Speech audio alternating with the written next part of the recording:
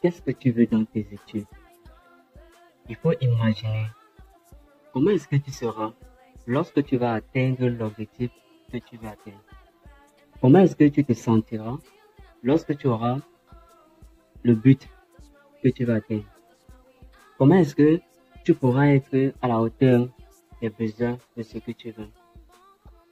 Il y a certains éléments, certaines choses qui se passent et on croit que ça ne veut rien dire. Ça a tout son sens. Parce que nous vivons dans un monde où 90% de notre être est invisible. Il n'y a que 10% qui est palpable. C'est ce que nous touchons, c'est ce que nous voyons. Mais les 90 autres % révèlent de l'imagination. Donc c'est pourquoi l'imagination est le secret du génie. Parce qu'ils imaginent tout. Vous voyez un peu comme les enfants.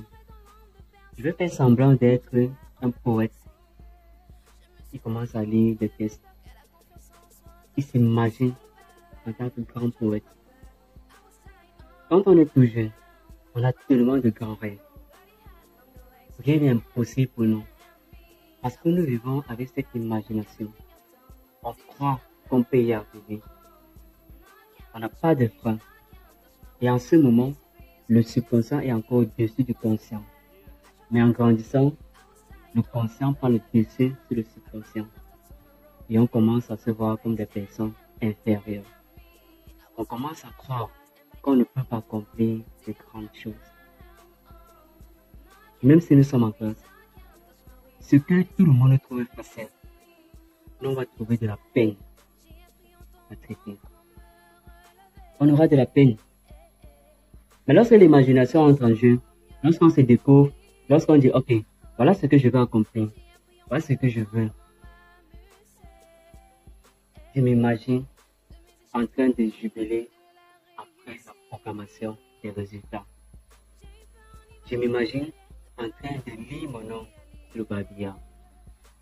Je m'imagine en train de bien écrire sur la feuille les bonnes réponses le jour de l'examen. Je passe le temps à imaginer comment je suis extraordinaire. Je passe le temps à imaginer comment je réponds à toutes les questions. On peut s'imaginer avoir quelque chose. À force d'imaginer, on peut l'obtenir. Maintenant, il ne faudrait pas que on essaye de confondre l'imagination à la rêverie. Non. Rêver, c'est bien. Mais trop rêver aussi, c'est pas bon. On peut imaginer. Ça, c'est la première étape. Maintenant, pour que l'imagination se réalise, il faut combiner à l'imagination le travail.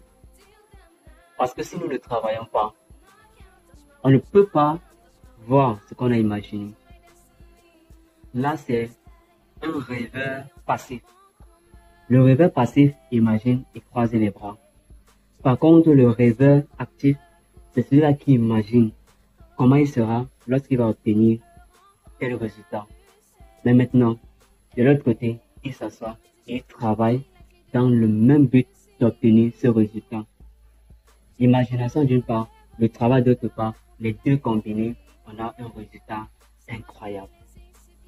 On a un résultat qui sied exactement avec ce qu'on voulait. Mais si on rêve seulement, si on imagine seulement, et qu'on ne travaille pas, ça ne servira à rien. Notre examen va rester dans l'imagination. Par contre, si on travaille dur, on va voir notre examen sur le plan physique. On va le toucher du doigt. Donc, voilà ce que j'avais à partager avec toi aujourd'hui. Donc, il faut jouer aussi avec le principe de l'imagination pour avoir ce que tu veux dans tes études. Et n'oublie pas de combiner le travail qui va avec. Si tu as besoin de mon aide, j'ai mis un programme de coaching à la description. Tu n'as qu'à cliquer sur le lien et on se retrouve dans l'espace privé de coaching.